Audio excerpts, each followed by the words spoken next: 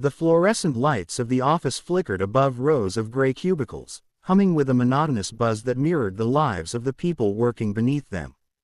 Every day felt the same. Papers shuffled, keyboards clicked, phones rang, and tired sighs echoed in the air. But for James Carter, the janitor in a faded blue uniform, this world was not about promotions, pay raises, or corporate ladders. His world was survival, one paycheck at a time, one night shift after another, and one dream he clung to for his daughter's future. James had worked in this building for over 10 years.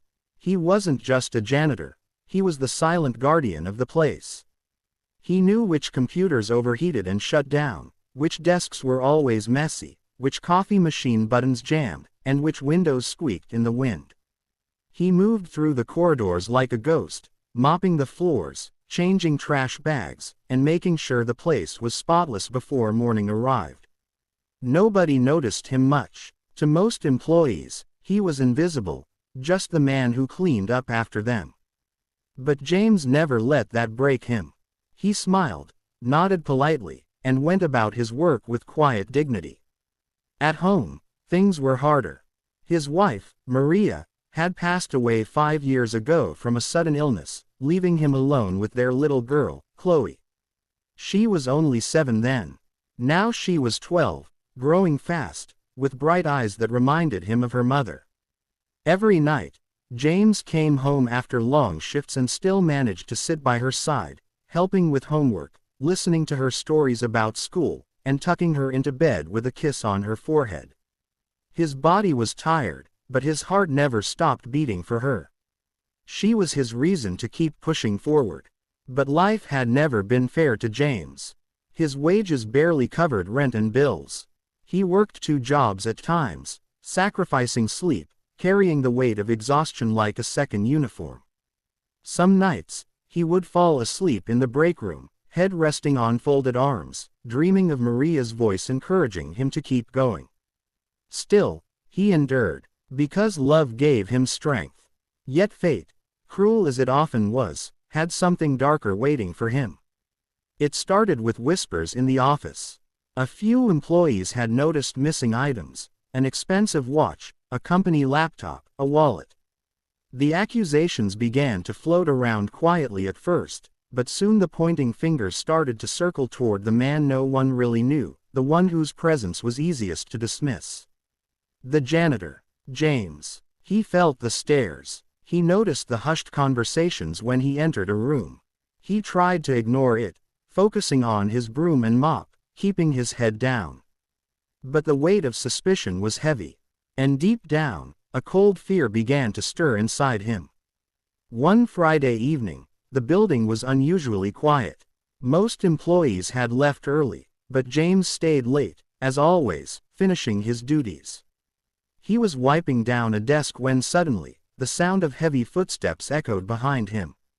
He turned and froze. 2 police officers were walking straight toward him, their expressions stern. "James Carter," one of them asked firmly. James blinked, confused. "Yes, sir, that's me." "Step away from the desk.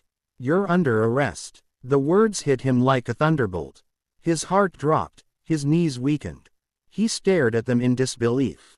There must be some mistake," he stammered, raising his hands instinctively.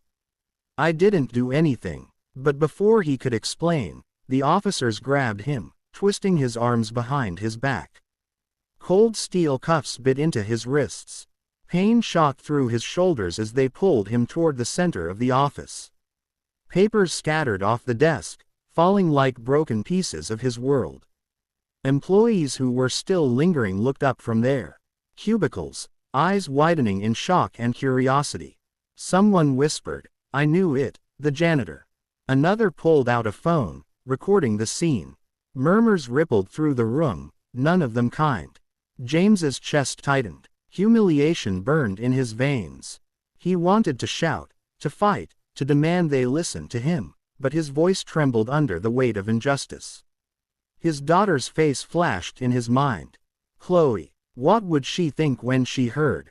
How could he explain? One officer held his arm tightly, the other gripped a blue restraining bar to guide him forward. The words echoed in his ears like a cruel verdict.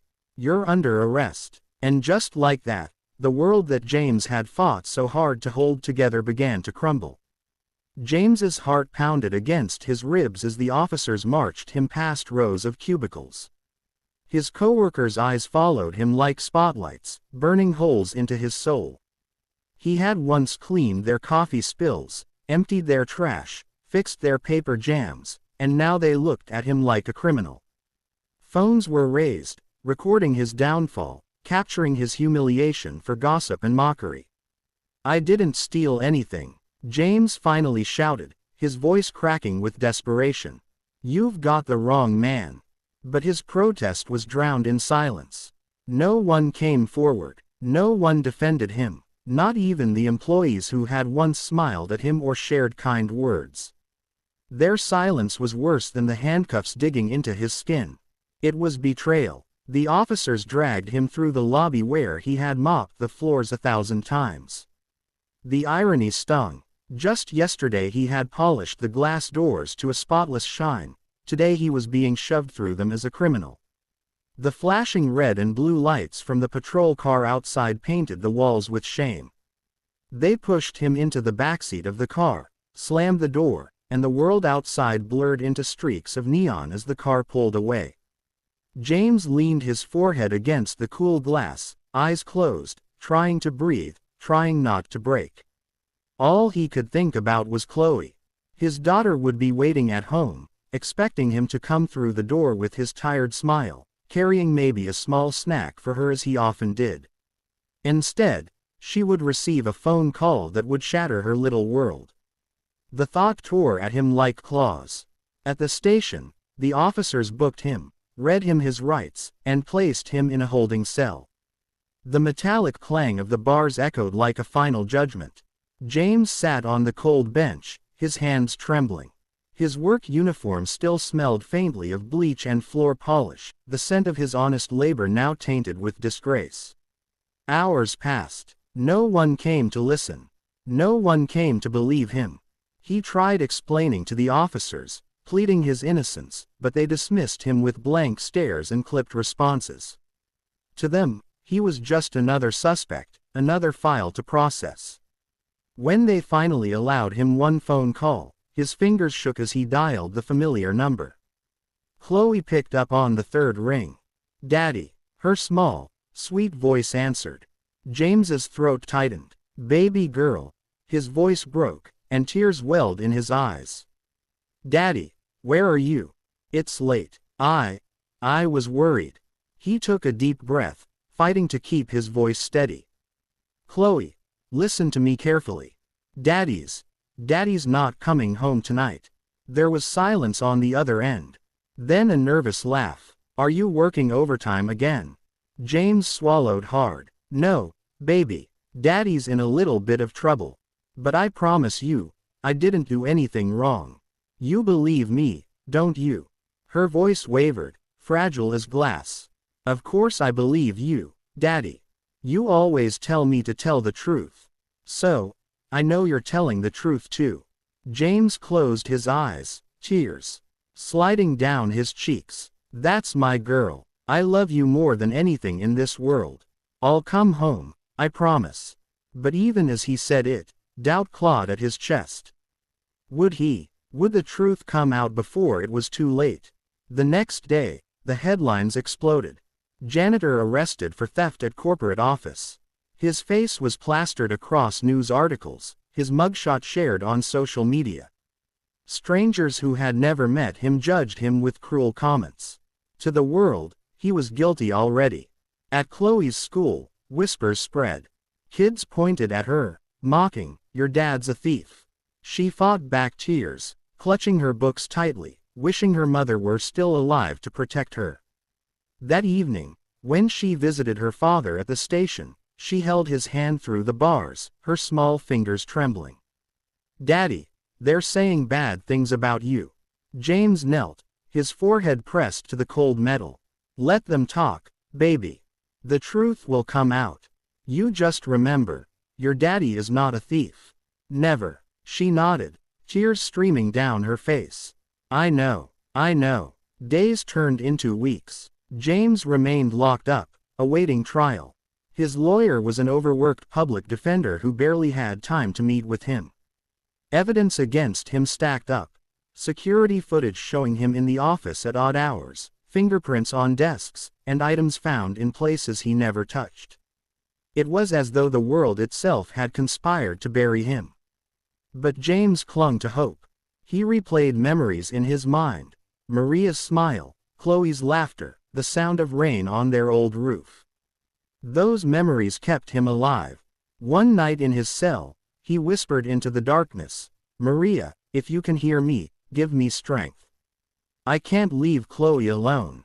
I can't let her believe her father is a criminal." Outside the cell, life continued cruelly. The company distanced itself, claiming they had trusted the police. The employees who once greeted him avoided speaking his name. But not everyone was blind. A young intern, Sarah, who had always noticed James's quiet kindness, began to doubt the accusations. She remembered the day he had fixed her jammed printer without being asked, the way he smiled despite exhaustion, the small acts of kindness he never bragged about. Something about the story didn't sit right with her. While others mocked, Sarah began digging. She stayed late, reviewing security tapes, cross-checking logs. And what she discovered shook her to the core. Gaps in the camera footage, timestamps altered, and a shadowy figure slipping through the office after hours, wearing gloves, careful not to leave prints. The real thief wasn't James. It was someone higher up, someone with power, someone who had framed the man least likely to fight back. Sarah's heart raced. She knew exposing the truth would put her job at risk, maybe even her safety. But she thought about James's face when the police dragged him out, about Chloe waiting for her father. And she couldn't stay silent. She gathered the evidence, copied the files, and reached out to James's lawyer. The pieces began to fit. Slowly, the truth crawled out of the shadows. Meanwhile, in his cell, James prayed for a miracle, unaware that someone out there was fighting for him. Sarah couldn't sleep that night. The glow of her laptop screen lit up her small apartment as she replayed the security footage again and again. Each time, the truth became clearer. The figure who had been sneaking through the office hallways was taller, broader than James, and moved with a confidence that didn't belong to a janitor. This wasn't a man doing his job quietly in the background. It was someone who thought he would never be caught. She dug deeper into access logs. Her hands trembled when she matched the time stamps with badge swipes. The card that had granted access to the restricted server room, the one where company laptops had gone missing, belonged not to James, but to Daniel Brooks, the head of accounting. A man who drove a luxury car, wore tailored suits, and often sneered at James in the hallways as if he were dirt under his shoes. Her stomach churned. Daniel had everything: status, wealth, power. Why would he risk stealing? But greed had no limits, and perhaps arrogance had convinced him he could pin it on someone like James, someone powerless, someone who wouldn't be believed. Sarah saved the files onto a flash drive, her heart pounding as if she were the one committing a crime. She knew Daniel was dangerous. Exposing him would not be easy. But every time she hesitated, she pictured Chloe's tear-stained face at the police station, holding her father's hand through the bars. That memory gave her courage. The next morning, she requested a meeting with James's lawyer. The man, weary from handling dozens of cases, raised his eyebrows when the young intern showed up with evidence. "You'd better hope this isn't fabricated," he muttered, scrolling through the files. But his eyes widened as the truth unfolded before him. This changes everything. At the same time, James was sitting alone in his cell, his head bowed. Days had blurred into one another, each one filled with the same gray walls, the same tasteless food, the same gnawing emptiness. He thought of Chloe constantly. She had visited twice, each time putting on a brave face, but he could see the fear in her eyes, the way she clung to him like she might never see him again. He remembered Maria's last words before she passed away. "Promise me you'll protect her, James. No matter what, don't let her feel alone." He whispered into the silence, "I'm trying, Maria. I swear I'm trying." A week later, James was called into a small room for a meeting with his lawyer.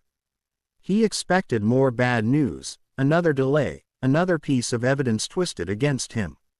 Instead, his lawyer leaned forward, a rare spark in his tired eyes. "James, someone believes you. And they've brought us proof." James's heart skipped. "What do you mean?" The lawyer slid the flash drive across the table. "This came from an intern at your company. Her name's Sarah. She's uncovered inconsistencies, altered footage, falsified logs, and a direct link to another employee.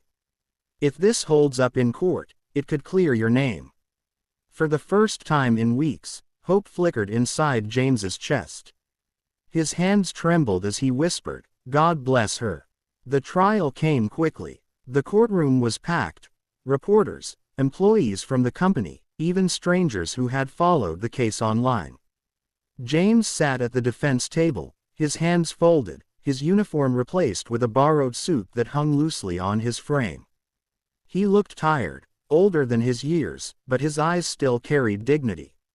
Across the room sat Daniel Brooks, polished as ever, smirking with the arrogance of a man certain of victory.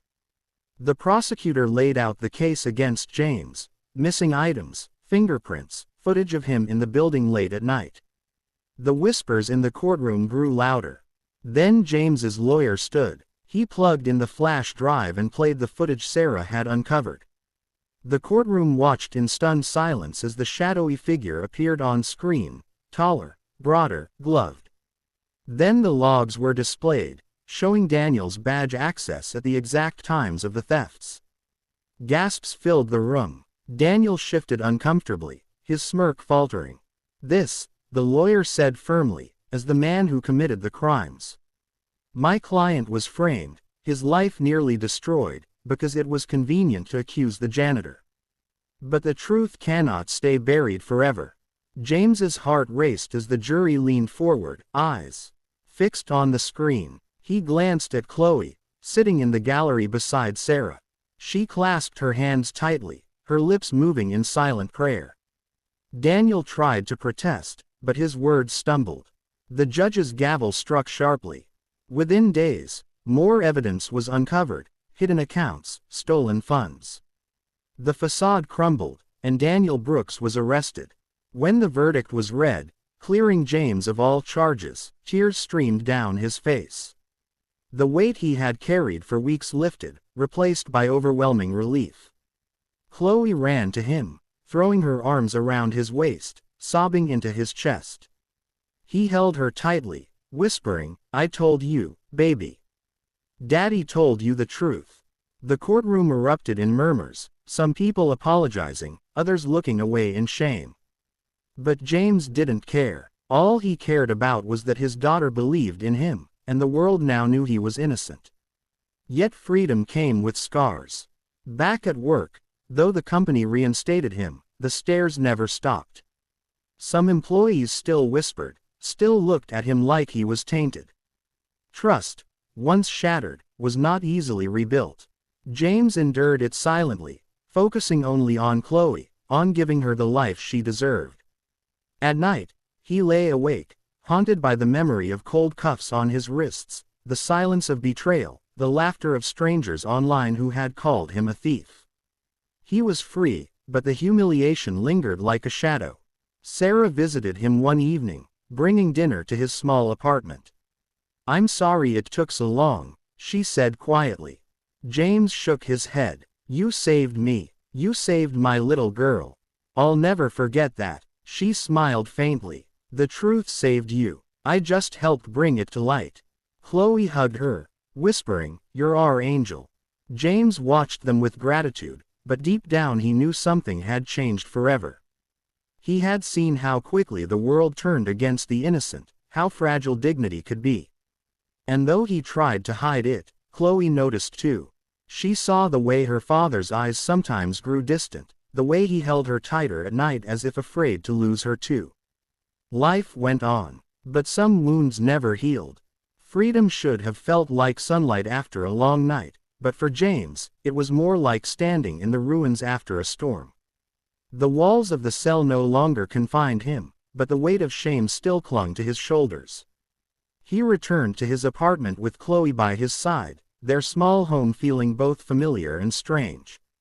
The living room still had Maria's old picture on the wall. The sofa still carried the faint scent of Chloe's crayons and notebooks, but James felt like a different man stepping back into it.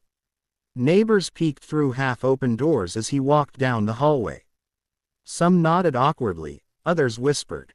Even those who had once greeted him warmly now seemed unsure. James pretended not to notice, keeping his arm firmly around Chloe. The first night back, Chloe refused to sleep in her room. She crawled into her father's bed, clutching his arm tightly. "I thought they'd never let you out," she whispered. James stroked her hair. "I promised you I'd come back, didn't I?" She nodded, but her tears betrayed her. "Kids at school still call you names. They don't believe you." James's chest tightened. "Then you tell them this. The truth doesn't always come fast, but it always comes. People may talk, but you know me. You know who I am." She sniffled and pressed her face into his chest. "I know, Daddy. I'll never stop believing you." He kissed her forehead, silently praying she would always hold on to that faith. At work, things were no easier. Though the company rehired him, the atmosphere was thick with unspoken tension.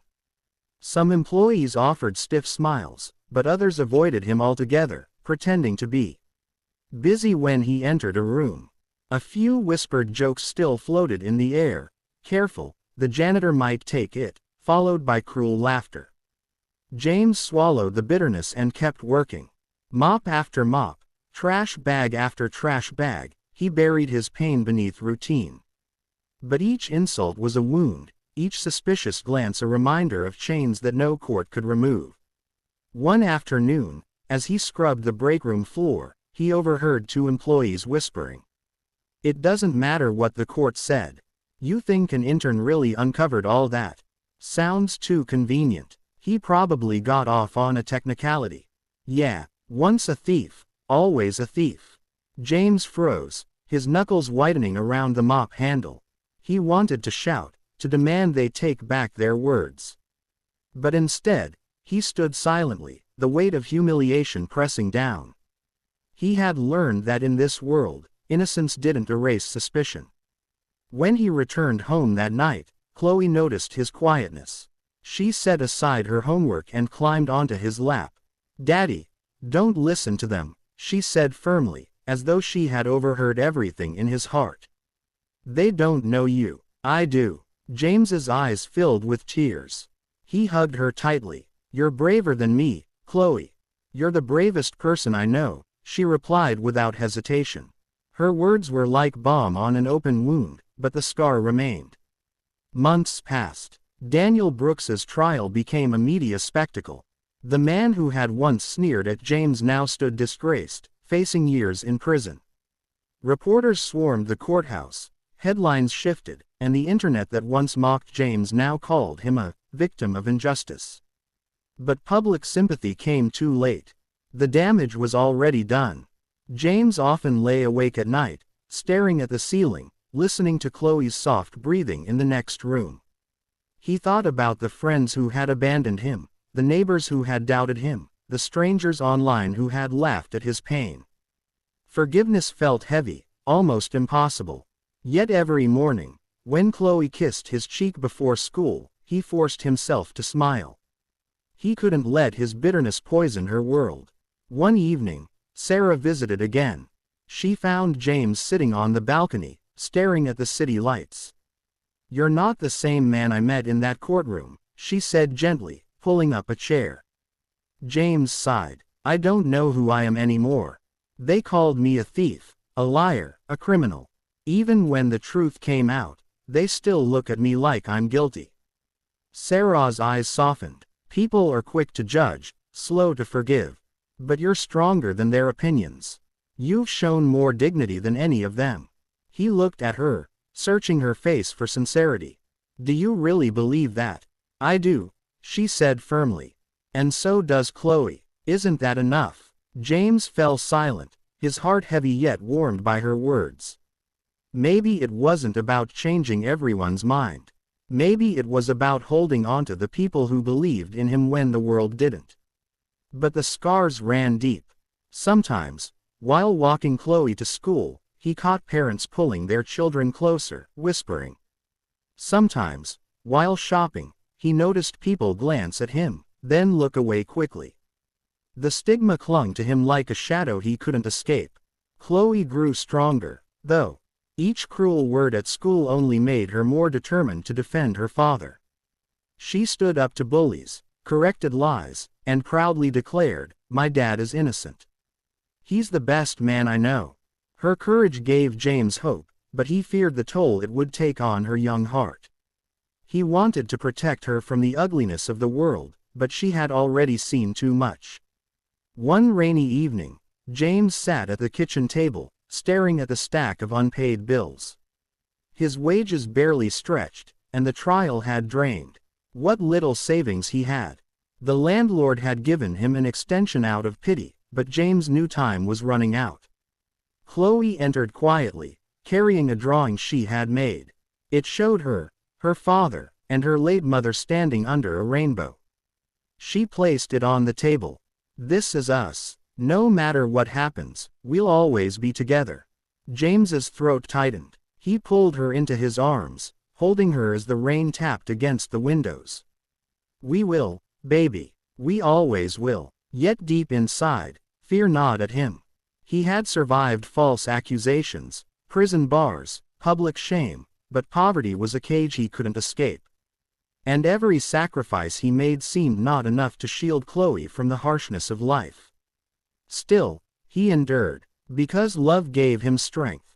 The weeks blurred into months, and though freedom was supposed to be a gift, James often felt trapped in an invisible cage. His footsteps through the office hallways were heavier now, his back a little more bent, his eyes a little more tired. But every morning, he still rose before dawn, tied his faded uniform, and carried himself with quiet dignity. He knew that Chloe was watching. Every decision, every word, every moment of courage or despair, she saw it all. And he couldn't let her believe that life's cruelty had broken him completely. Yet the world continued to test him. One late evening, as James pushed his mop bucket through the lobby, he overheard two executives laughing. "Imagine letting that man back in here after what happened," one sneered. "I don't care what the court said. He'll always be the janitor who got arrested." The other chuckled. "People like him are born to stay at the bottom. That's why the world uses them and moves on." Their words cut deeper than knives. James lowered his head, pretending not to hear, but inside his chest burned with anger and shame.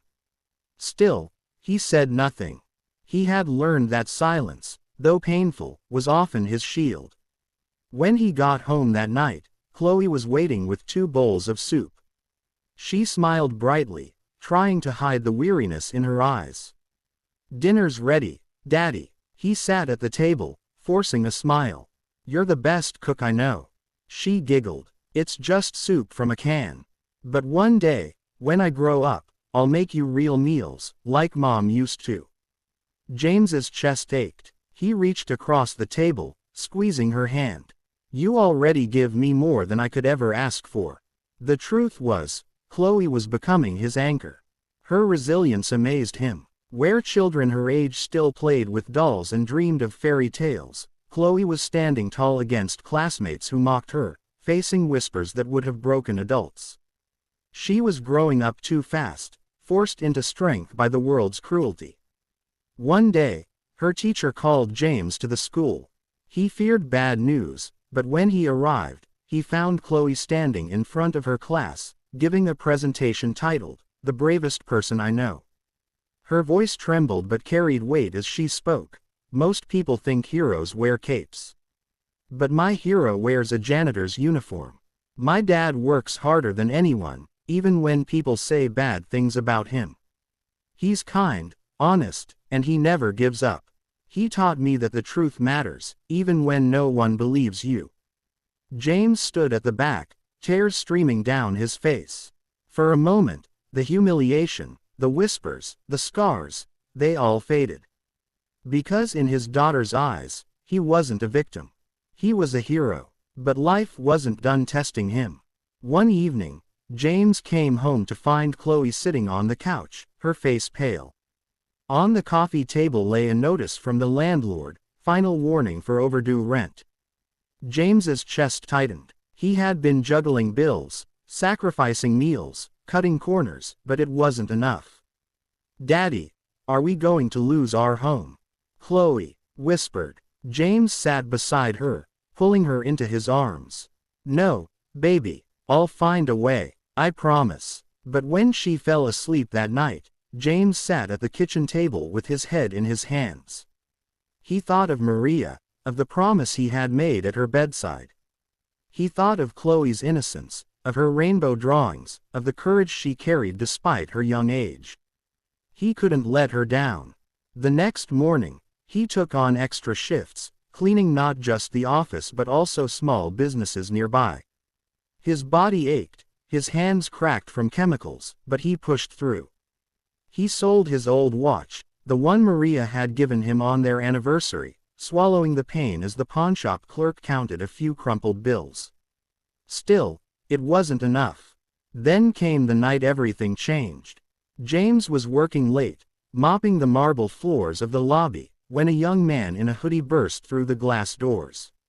His eyes were wild, his hands shaking as he pulled a gun from his pocket. "Don't move," the man shouted, pointing the weapon at the receptionist. Panic erupted. Employees who were still lingering screamed, ducking behind furniture. The receptionist froze, tears streaming down her face. James's heart raced. He had faced humiliation, prison bars, whispers, but never a gun.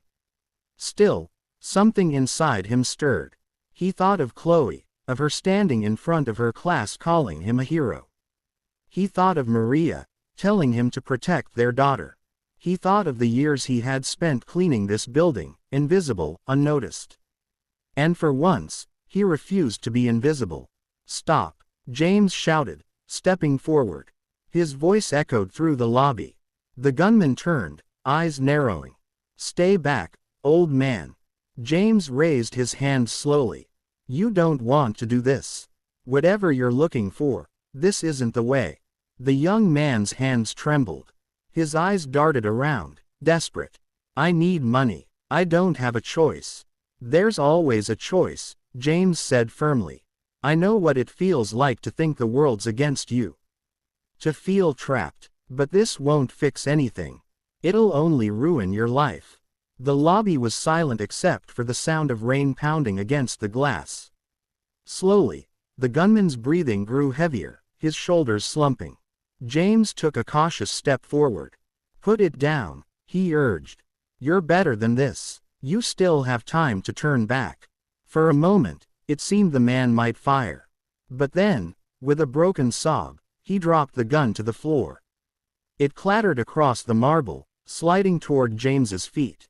Police arrived moments later, tackling the man and dragging him away. Reporters soon followed, cameras flashing, microphones thrust forward. And suddenly, James was no longer the janitor who had been arrested. He was the janitor who had saved lives.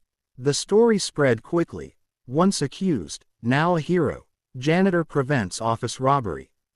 Headlines that once mocked him now praised him. Strangers online who had called him a thief now called him brave. But James didn't care about the headlines. All he cared about was Chloe, who ran into his arms that night, crying tears of pride. "You really are my hero, Daddy," she whispered. And for the first time in a long time, James believed it too.